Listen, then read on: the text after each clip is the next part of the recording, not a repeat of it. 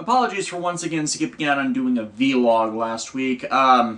Work hit me pretty hard. I was kind of like sleeping throughout the day due to the strenuous work of what they were having me do, so yeah, kind of lost the time for doing that. But I guess this is about an appropriate time to come back in, because Zyuohger is preparing to reveal Zyuoh the World, Zyuohger, and Ghst just got Mugen.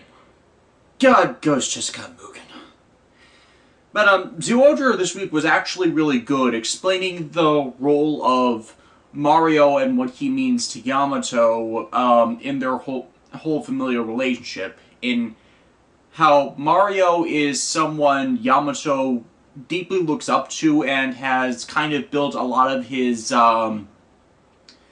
I don't want to say life philosophy, but a bunch of his mannerisms, his kind heart, it's in reflection of and trying to live up to the lessons learned from Mario. And, you know, Mario as a supporting character, he's not a nuisance, but he doesn't really provide any kind of, you could cut his role if you wanted to, if you didn't need him at all in an episode. It's just, he's the guy who owns the place where everybody stays, and they're grateful to him on that, and they kind of emphasize that here, and that even though he's not really important to the story, he does have an important impact on the lives of the characters, and that is how he ends up mattering. And yeah, overarching narrative, he's important, but stories of the day, not important. Because I shouldn't say he doesn't matter at all. I'm just bouncing back and forth between what I mean and what I don't mean again. But yeah, that's kind of a better way to use a non-combatant when you're going to do the they don't know they're superheroes kind of thing, even though we don't really get... I'm still kind of I don't really get why they haven't told him, because, you know, they encounter people and show them their, you know, superheroes all the time. Hell, it happened in this episode. Death Galian's plan is to abduct people for their own plots, and a few of them that get are saved from abduction.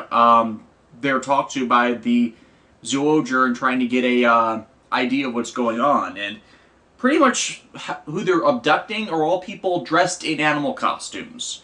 It's like, and of course, since Mario does the animal cosplay thing to kind of try and get into the heads of the creatures so as to help his sculpting and other animal-based craftings, you know, it's like, you know, play acting it out. He went out and to some kind of thing and got abducted. We don't exactly know what... I don't think the episode said what he was going to in costume. It doesn't really matter in the grand scheme of things, because, you know, he just got abducted. The specific event doesn't exactly matter. The reason they're doing it, though, is they're trying to find Jumans in disguise, since, you know, the Zyuohger can do that.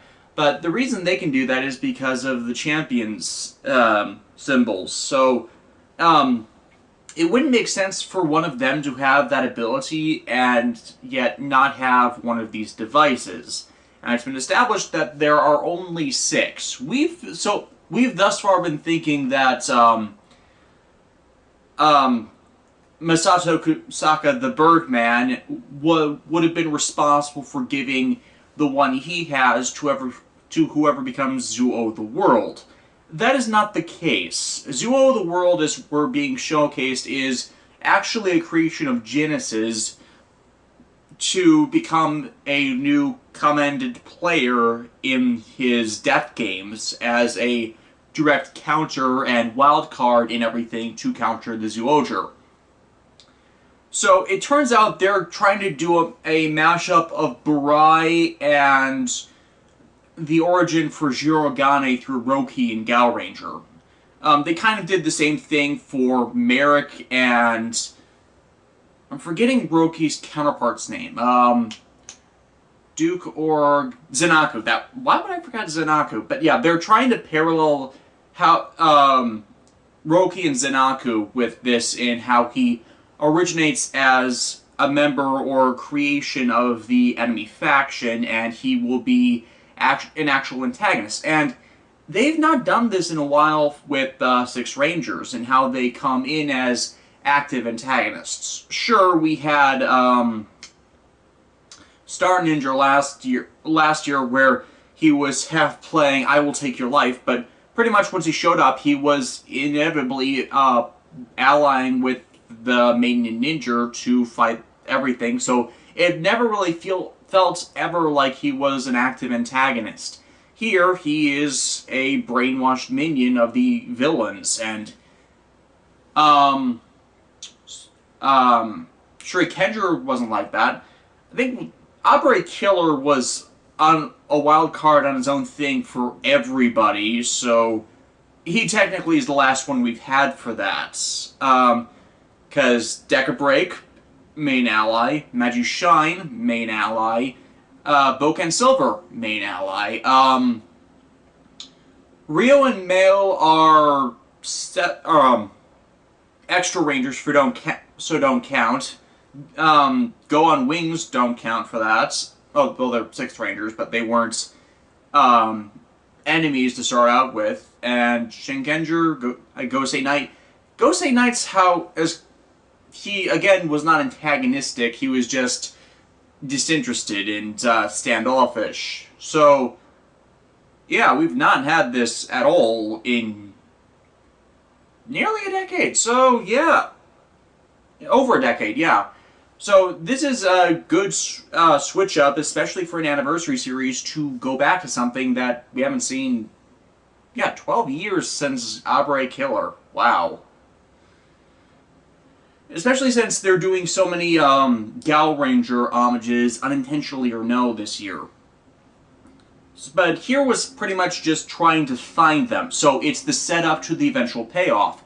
And with how they're tying it into the emotional, something emotional for the cast and reflecting it as character origins that lead to developments, and how this is something personal that deeply affects Yamato, it builds empathy once more with him, and why this supporting character is so important that really made it a good 20 minutes of entertainment. Yamato, however, we get a bit more of, I don't want to say glorifying the Red, because he has a good reason for going off on his own to try and save his uncle here, versus, when it wouldn't have been appropriate. It kind of fits with, since he's learned so much from Mario, that he would use one of Mario's costumes to likewise go out and make like a chicken. He dressed up as a chicken in the episode, to kind of put himself out there for the monster to abduct. And he does and saves everyone. But when we do, we kind of see also where Yamato likely would have also been inspired to have his more battle persona, because when Naria reveals the whole death game to everyone they abducted, since she's about to eliminate them, as in kill them, they straight up say kill them in the episode, it's like he's almost a different person in standing up to her, and he even uses a few lines you would expect Yamato to say, so it's like, it's a different side of him that, we see echoes of Yamato in him as well. I'm thinking at this point that he knows what's going on around him, but understands why they haven't told him, because as the episode ends, he's like gushing over seeing Zyuohger in action, but I think he's not stupid. I think he would have connected the dots, especially since, the voice thing. None of the Sentai no Ranger team has their voices altered in the whole transformation process. There's no growling, galley, Nolan-esque Batmaning their voices, and in previous instances, the voice has been the tip-off. So, I think he's just playing dumb at this point. I could be proven wrong on that, certainly, but without he stood up to him, it was a really good moment for them. Monsters defeated.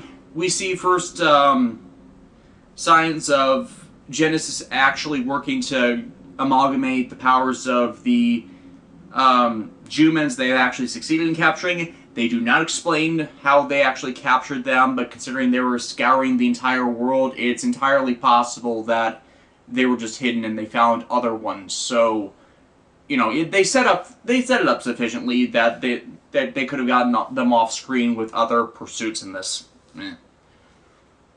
But yeah, that'll be debuting next week, and I'll set aside some time definitely for that. Ghost, however, is a lot more frustrating. Yes, I watched last week. Yes, I got the flashback. I saw the flashback segments with Takeru's father and how they created the hero icons for the series. So, and the original driver, which what's his name? Saionji stole and made a deal with the Gamma. I'm assuming that prototype Ghost Driver is the one that eventually found its way into Makoto's hands, because otherwise it doesn't make sense how he would have gotten... Okay, yeah, Sage is definitely the Ganma scientist whose names escapes me at the moment. At this point, we're pretty damn certain on that. So he could have gotten it from him in their eventual pursuit, but here they make it clear that each of the hero icons they've acquired over the series are just, they were pre-fashioned, and it didn't matter whose soul was sealed in them. They would only appear and map themselves to that hero once the soul was placed within them. So it's possibly a enhanced or a more advanced version of the normal Ganma icon technology we've been seeing. Maybe, I don't know, we've seen kind of, with the Ganma icons, they're more focused on spectation, holding a soul separate from the body, but returning the soul to the body. So, but these are for these hold the souls of the actual dead, so what? Is it a neither here nor there thing? It's just problematic because this series keeps swinging between these are scientific explanations and these are totally magic. And yeah, once at a sufficiently advanced level, science becomes indistinguishable from magic, but they keep emphasizing that these are all based on some type of scientific concept or principle, except when you get to things involving the soul, that's where you get the problems. I know I discussed this earlier in the series with the whole Akari being disbelief not making sense because, hey, there are a lot of things science doesn't know yet. And the soul is one of them. But when you move the series to being completely based on, this is all stuff that is based on science, we just aren't advanced enough to know it, then you can't really use the mystical, it's a miracle kind of thing anymore, because you just showed that, you've already shown that you've invalidated your own arguments about these being things that you can do just with super advanced science. You block off this being the mystical means of resurrection, reincarnation, if you do that. And there's where we get the problem with Mugen. Because Takeru dies for real this time, in this episode. They break his icon. There is no coming back from that. Oh wait, they bring him back from that. How? No, seriously, how? There is no explanation for this. And you know what else there isn't an explanation for? How he gets Mugen. Seriously, he revives himself from the dead, recreates his icon just from the faith of people, which doesn't really make sense from as presented, even though they finally give a reason for why he can see the memories of people, and it's not an actual explanation, it's a reason he feels he has the powers, which is to connect the souls of not just the 15 icons, but everyone together. I'm so irritated at this, because the show was, not just because of the show's pacing, but because the show was moving to finding an explanation for all of these things. They were bit by bit, badly explaining things, but they were still explaining things. Now, you have this gigantic thing out there that goes in contrast to what they were working to build, and we're just supposed to accept it. Please. It's frustrating because over the course of the series, they have been homaging past Rider series with various elements, and this Final Form revival and receiving of the Final Form item, it's mimicking the writings of Riku Sanjo, aka Double Four's Drive.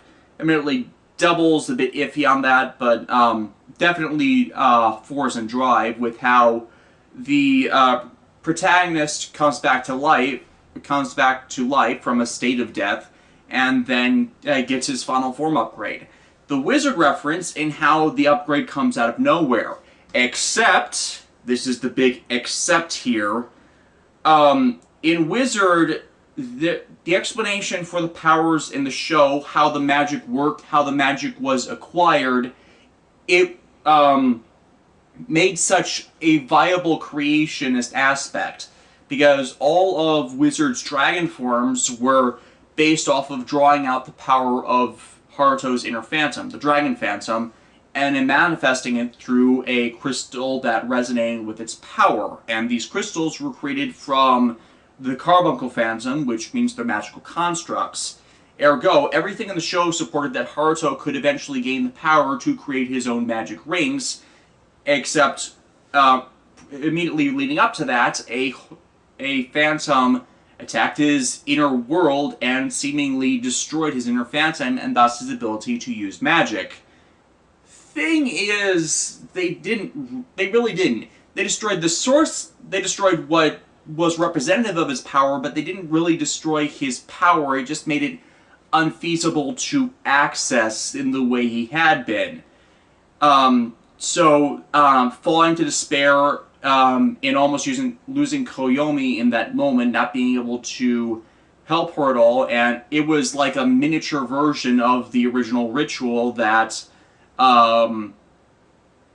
gave him his powers. So, going through that again, he's still a gate, he still has the potential to use magic, and through his own force of will, he was able to, through his tears, create the Infinity Ring and get back his powers at the same time. Or as the show put it, your faith and hope revived me, because, hey, that was one of the themes of the show. But this doesn't work that way, because they'd just given how he was getting the icons. They just established that all of the icons were being created through a scientific process. So you can't magic your final form like this. Hell, the show even said itself that what was going on with Takeru was not connected with the Ganma icons and their means of stasis in the first place, so you can't justify this through Ganma tech. You can't justify this through the Gunmisers, who, they have insane mystical powers, but they still say that they're based on some semblance of... I don't even know where I'm going with this, because they haven't really explained the Gunmisers aside from their immortal guardian spirits, and that they've somehow captured and entombed and enslaved, and I have no idea where they're going with this, because they keep swaying between these, and they're just...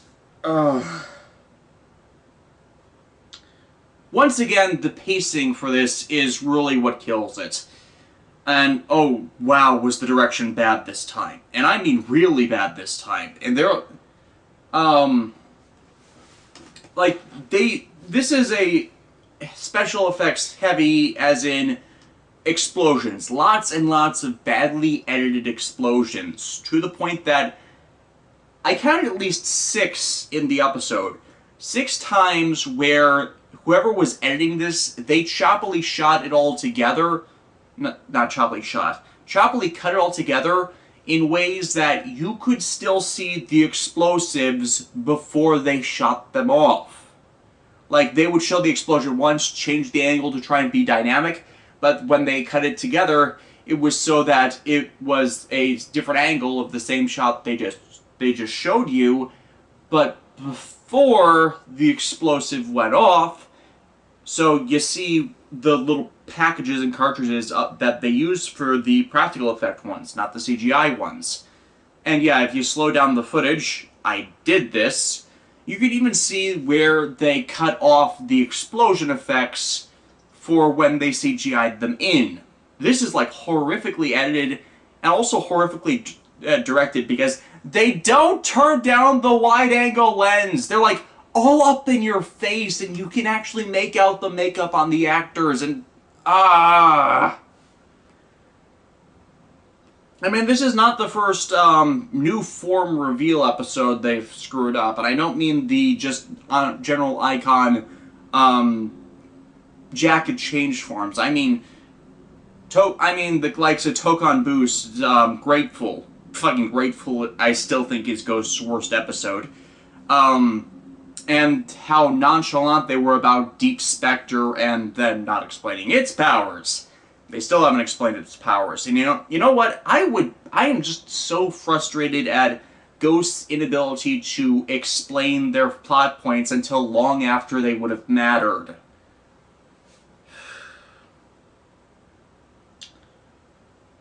So yeah, I actually should stop ranting, but I'll recap this a bit. Coming back from fixing everyone's ages with the power of Tutankhamun last episode, that still doesn't make a lick of sense at all. Takeru starts musing on why he thinks he has the ability to see people's memories, to connect people. He never gets to finish his thoughts, even though he tries to say it 4 frickin' times. Yeah, line repetition like this, complete your damn sentence. You had the time to complete your damn sentence, you only didn't because you paused. Dear... But when, as he's about to say, 2 gun misers appear this time and amalgamate their power in the same gun miser fire we've been seeing for quite a long time. Grateful once more glitching out, even though the last 2 times they fought the gun misers, Grateful has not glitched out at all. So they all go to fight in their strongest forms, but the amalgamation just overpowers them in one Calor-splosion shot. And in that Calor-splosion shot, Makoto suddenly goes from his Deep Spectre form to his normal Spectre form without any reason to switch forms, and he's not powered down because the Ghost icon forms don't work that way. They don't really transition between different tiers of power like that if they lose power. They actually have to do the whole icon change or power down. It's like, why is Makoto struggling against the gun miser like this? Hell, there's another question. The Deep Spectre icon was specifically made to fight the gun misers, and yet it's completely... While it can overpower them, it can actually stop them, kill them, destroy them. Why not? You aligned its power so as to actually be able to perfectly counter them. You pretty much showed no effort in defeating any one of them, and just suddenly this amalgamation of powers just completely overwhelms you. Hell, they show that it's the same amalgamated entity later that Makoto actually does fight and destroy at least once, so this entire sequence makes no sense. And in fact, it's the fridge logic of Takeru only died because Makoto couldn't do... Not because he couldn't do anything, but didn't do anything. So, what the hell? And of course, because Makoto's on the floor doing nothing, inexplicably powered down, Auron tries to use this suicide technique of Necroms that pretty much comes out of nowhere that Takeru says he saw in a when he had a memory vision to stop the Gunmiser, which is, again, because he's only doing this because for some reason Makoto is unable to stand when he should definitely be able to.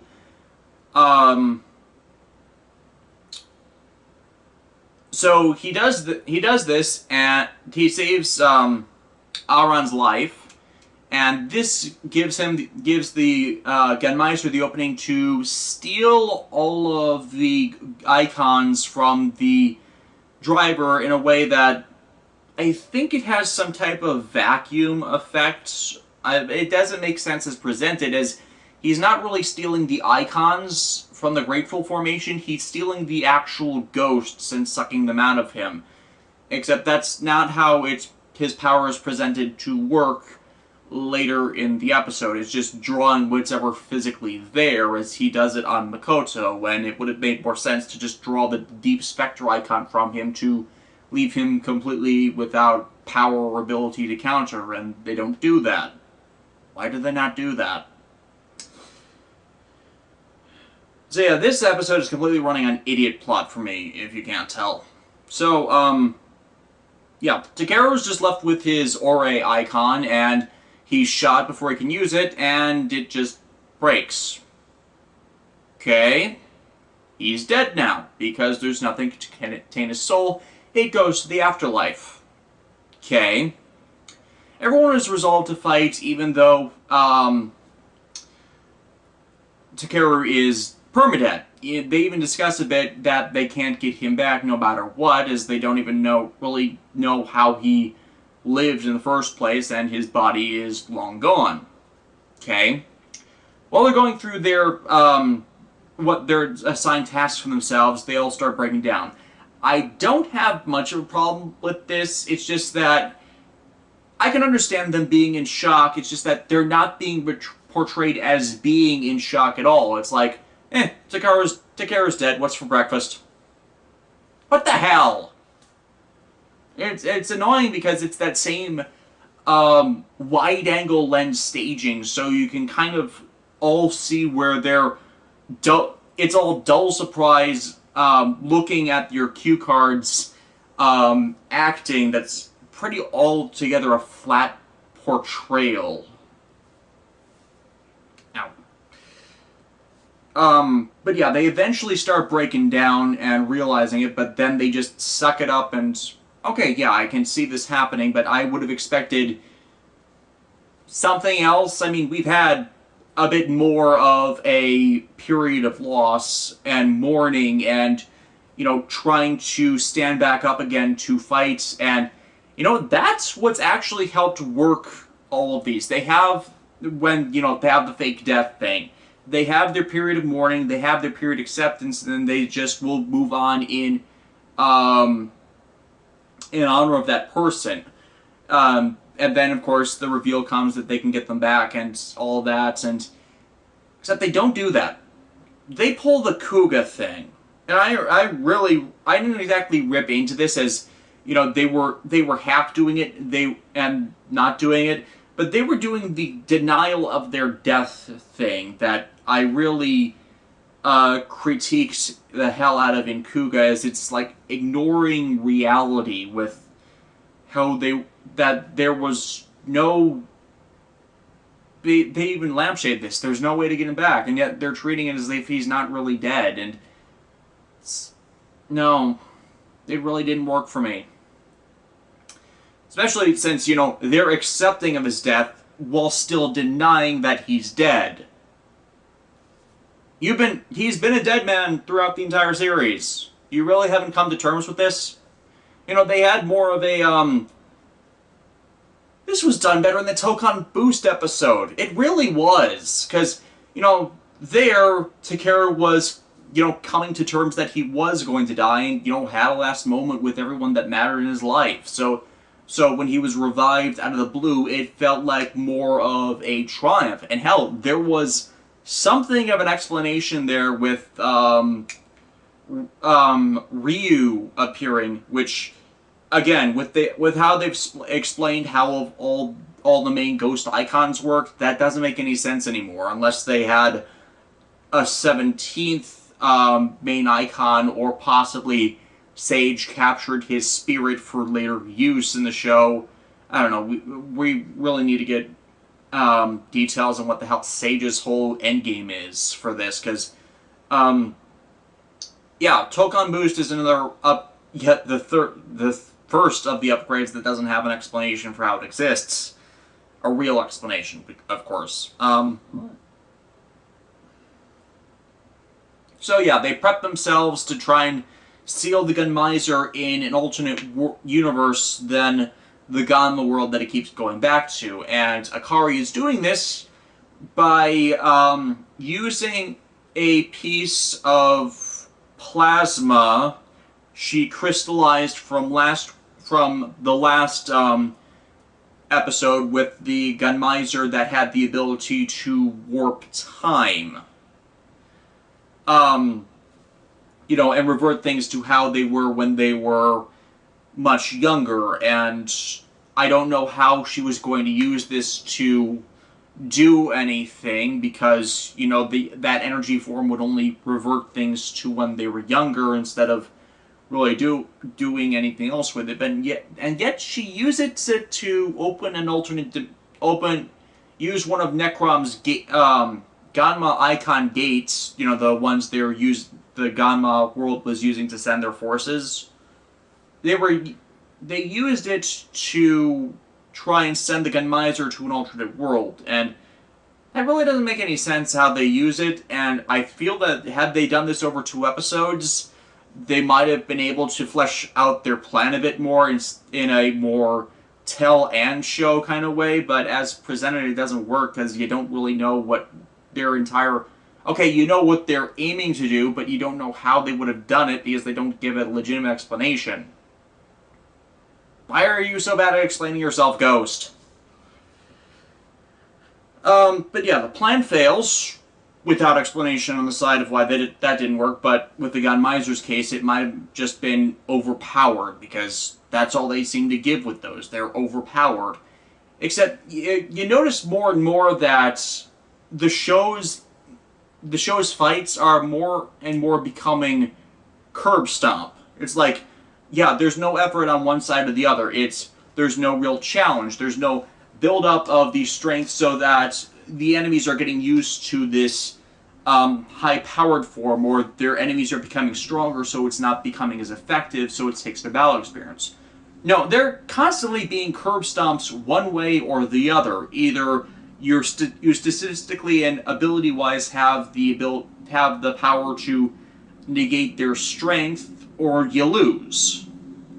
And here's another example of this, because after Takeru comes back, he transforms into Mugen, not really transforms into Mugen. This is another one of my extreme critiques of this episode, in that they don't actually have the Mugen costume ready yet.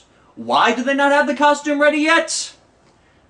Because the suit developers for Toei's tokusatsu shows, Rainbow Zoken, has been doing Kamen Rider Amazon's costumes on top of Ghost's. This is why for the last god knows how long, Ghost has been recycling most of the active costumes it has. Because Rainbow Zoken has not just because they haven't had the budget because it's been allocated to Amazon's, but also because the manufacturer of their props and whatnot has been working on this other show. Yeah! I'm not kidding on this! So this is why it's been recycle this asset and recycle that asset for the last 10 to 12 episodes. There was nothing to be done, and thus the final form reveal episode does not actually reveal the final form.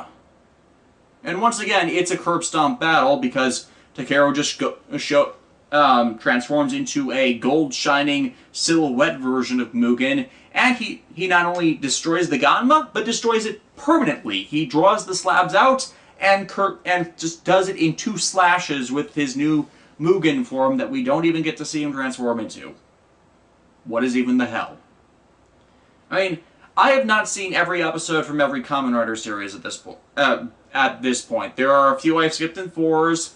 I've not seen every episode of Blade, Hibiki, Kabuto, Den-O, and Kiba. I've seen Decade, for the most part, Decade onwards. But I have seen every episode to which there is a form acquisition. And even if I don't know the full context of everything, you can usually tell when there's, by presentation, by how they're building the storyline in those episodes, if you needed the previous one to watch beforehand before getting to it. And yeah, this is the worst final form acquisition episode in the franchise. Period. Not kidding on this. Is it? Wow. It's ultimately another culmination of Ghost's problems. A refusal to explain itself, rushing the plot, false pathos, lack of meaningful character development, or character development that only happens to set up this immediately following thing. It's like, it's not actually part of the characters, they're using it as a set piece. I am just so frustrated with Ghst right now, I'm not even certain I want to keep watching the show to its conclusion. Yeah, I'm considering dropping Ghst. And I still won't watch Amazons. That's how bad this is.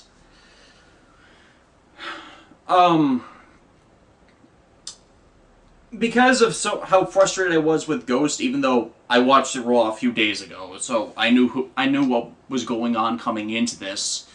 I wasn't exactly that enthusiastic about Makai Retsuden, which is once again a half and half episode, in that they have two shorter plots to cover the whole 10 minutes. The first part was involving Shiguto and Rekka from Red Requiem. Shiguto encounters a girl with a few broken toys, and they become friends. The interaction Shiguto has with the girl's mother reminds the little girl of her father, which they don't really get elaboration on since, hey, they're only doing this for about 10 minutes. But despite them all getting along well, and Shiguto considering possibly hanging up being a Makai priest, he doesn't actually say it out loud, that's the implication of it. He ends up fighting off a horror of following nights, and the woman happens to have seen him and followed him in this oddness and seen the entire fight and is horrified at it for some reason and acts completely asshole-ish towards him in that she doesn't know what was going on. She's completely ignorant of what's going on, but she doesn't want to know what's going on. She just knows that it's dangerous, and I admit there's some context that's built when they converse about this, in that she's being an overprotective parent towards someone that, while not dangerous themselves, has a not exactly dangerous lifestyle, but puts themselves in a line of danger that could ultimately be bad for the lot of them if this moved anywhere forward. And Shiguto feels kind of heartbroken from it. And if you didn't really remember Shiguto from when I did Red Requiem, he was the younger, kind of cocky assistant of the Makai priest trio of that film, the one that didn't turn out to be actually helping the bad guys. And it's like, he's oddly chipper for a Makai priest and is kind of flirty with Rekka, so it's kind of heartbreaking to see something he realized he wanted to suddenly have that snatched from him because of the role he takes in trying to keep people safe from these demonic abominations. I would have thought they would have at least tried to explain it and try and, more amicably parted, and him being more understanding of, to protect these people, I need to be apart from them until I can't do my duty anymore. And it's kind of frustrating in that respect. It's understandable, you kind of feel bad for him, but it still feels frustrating. The second half was Touchstone, which focused on Crow and AG from Makai no Hana.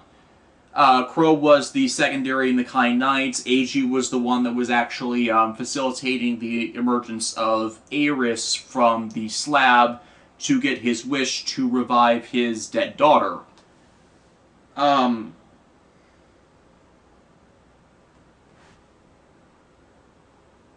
had a line here, but I don't really remember what it was. But pretty much it's kind of elaborating on their mentor-student relationship in how Eiji taught him a bunch of things, and pretty much how his lifestyle was lived, and to abandon kindness and harden your hearts to be the best Makai Knight you can. But also paralleling that with the modern day and the aftermath of the whole Arius incident, where Crow is trying to bring Eiji in to repent for what he's done, while Eiji is in turn trying to repent himself by living with what he did and just following on in the duties more expected of a normal Makai Knight of their Shadow Division, and living with the darkness of yourself and all that. And I thought it kind of worked. It's like the two of them trying to communicate to put to rest this ugliness between them, which it does at the end after Crow hits him in the chest with his sword piercing it. And I think he says he purified the darkness from within his heart. I don't think it works as presented. I think it feels more like he was getting a bit of the penance he was. The penance was more a physical action before he can work to forgive him. You got to work out your frustrations with someone before you can see them with a calm head, because purification with the Garo series usually takes some ridiculous ritual or actually killing them. So it doesn't completely feel right with me, but I can more in it being a what's the word I want to use? If the injury was more symbolic of that of ending the whole strife between them, I can see that working. Yeah. So yeah, that's it for this week. Good Zyuohger, bad Ghost. Bad Ghost. Makai Retsuden. On my front, Ultraman Tiga is releasing on Saturday 2 videos, an introduction to the reviews video where I kind of ranted for kids, and the first 10-11 episodes of the show I will be covering. Those will release at 10 o'clock as usual on my Daily Motion page, but will not be distributed to all my other normal locations due to me working from 6 to 2 that day. It'll be up otherwise around 3-ish on all my other distribution sites. So, yeah. Got something in the plans for August that some of my more Toku-oriented people will probably be interested in. Not going to say what it is, because I don't want to say what it is. And, there was one other thing I was considering doing, but I forgot about it. So, yeah. I will see y'all next week.